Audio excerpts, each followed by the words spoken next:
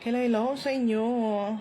Nakita ko tong picture na to and siyempre naantig ako na nakalagay bakit mainit sa kabila kasi walang puno.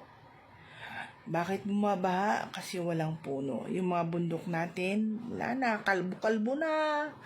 Wala nang mga puno kasi syempre ginagawa ng subdivision o di kaya minahan, di ba? Wala na. Wala nang mga puno. Pag nag-landslide, kawawa yung sa malapit na pinagla-landslide, di ba? Yun naman yun. Saka syempre, tayong mga tao, disiplina, dapat tamang pagtapon ng basura, para hindi maging barado yung mga kanal.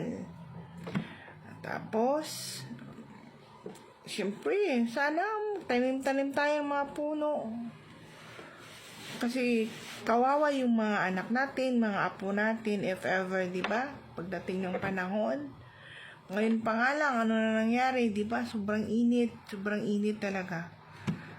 Kaya sana magkaroon tayo ng pagmamahal, pagmamalasakit sa ating kalikasan. Diba? Sana naman tayong lahat and then magdasal.